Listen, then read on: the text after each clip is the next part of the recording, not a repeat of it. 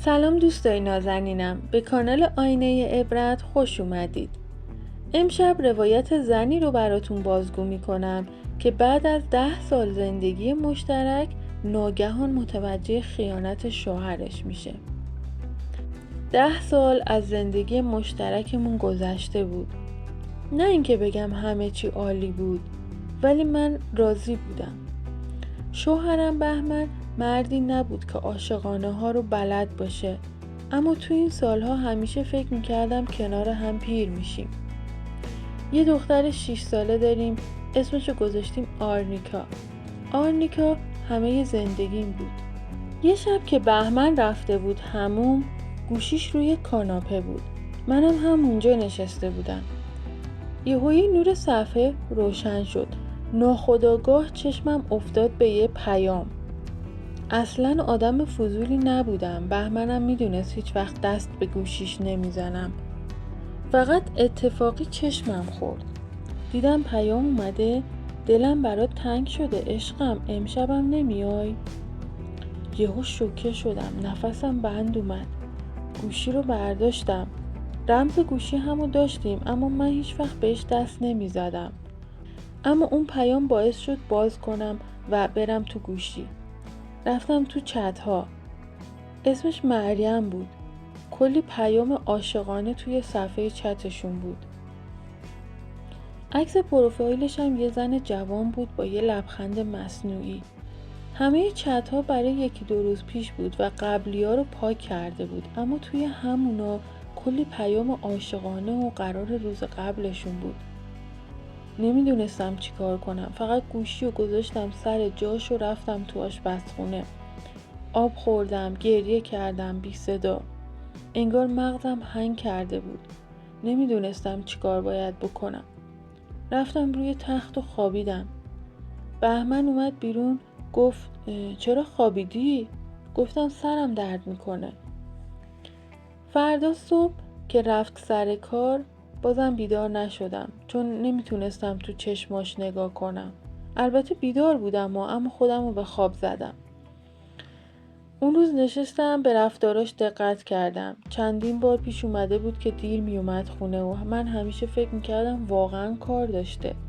هیچ وقت بهش شک نکرده بودم. از سادگی خودم متنفر شدم.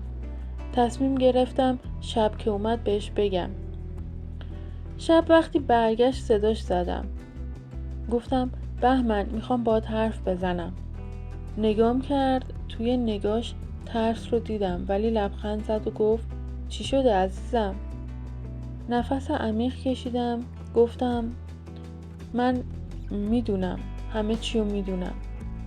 لبخندش رو جمع کرد، سکوت کرد، سرش رو انداخت پایین. اولین جمله‌ای که گفت این بود: گوشیمو دست زدی؟ منتظر بودم کتمان کنه، توضیح بده، اما فقط پرسید گوشیمو دست زدی؟ بهش نگاه کردم و گفتم برات متاسفم. لباشو گاز گرفت، خواست چیزی بگه ولی نتونست. گفتم نمیخوای چیزی بگی؟ مکث کرد، بعد نگام کرد، گفت ببین من نمیخواستم بهت آسیب بزنم، خودمم نفهمیدم چی شد. دستشو گذاشت رو پیشونیشو و با صدای پایین گفت همه چی از وقتی شروع شد که احساس کردم دیگه تو مثل قبل نیستی. همیشه خسته و بی‌حوصله‌ای. دیگه حتی حوصله منم نداشتی. چشمام پر اشک شد، صدام لرزید. گفتم چون مادر شدم، چون شب تا صبح بیدار بودم وقتی دخترمون تب داشت، مریض بود، چون خونه رو میچرخوندم، چون تو همیشه غایب بودی، همیشه به بهونه کار دیر میومدی و من تنها بودم. دستشو آورد جلو که دستمو بگیره. عقب کشیدم. گفت من اشتباه کردم، ولی نمیخواستم اینطوری بشه. گفتم ولی شد بهمن. و رفتم روی تخت. اون شب تا صبح نخوابیدم. اونم نخوابید، ولی معلوم بود که بیشتر نگران آبروش بود. فرداش اولین کاری که کردم این بود که رفتم پیش وکیل. باش مشورت کردم ببینم چطور میشه اگه طلاق بگیرم، اگه اثبات کنم رابطه داشته. گفت فقط در صورتی اثر داره که شاهد یا مدرک خیلی قوی داشته باشی. منم که مدرکی نداشتم، اون پیاما رو هم قطعاً پاک کرده بود. فردا شب که اومد عذرخواهی کرد، زانو زد، گفت رابطه رو تموم کرده، گفت اشتباه کرده و گفت هنوز منو دوست داره. ولی من یه چیزی تو دلم مرده بود، اون اعتماد لعنتی که اگه یک بار از دست بره دیگه هیچ وقت مثل قبل نمیشه. یه روز وقتی آرنیکا خواب بود گوشیم زنگ خورد، یه شماره ناشناس بود. جواب دادم و یه صدای از اون طرف اومد و گفت سلام، من مریمم، میتونیم صحبت کنیم؟ قلبم ریخت، با لحن سرد گفتم فکر نمی کنم چیزی برای گفتن مونده باشه. گفت نه، برای دعوا زنگ نزدم، فقط میخوام بدونی که من واقعا خبر نداشتم که این زن و بچه داره. اون بهم گفته بود که زن داشته ولی جدا شده. خشکم زد. گفتم یعنی واقعا نمیدونستی؟ گفت نه به خدا، وقتی فهمیدم همه چی رو تموم کردم، فقط خواستم بدونی که من بی تقصیرم. گوشی رو قطع کردم. نه از مریم متنفر بودم، نه دلم براش سوخت، فقط دلم برای خودم سوخت، خودم و دخترم.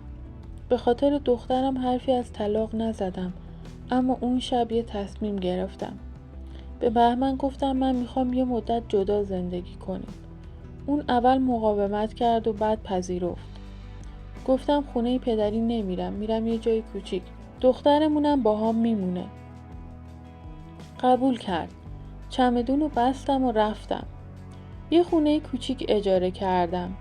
برای اولین بار بعد از 10 سال توی یه جای جدید خوابیدم. آروم بودم ولی تنها. 2 ماه گذشت. تو این مدت میخواستم بدونم میتونم بدون بهمن زندگی کنم و بچه‌مون رو بزرگ کنم یا نه.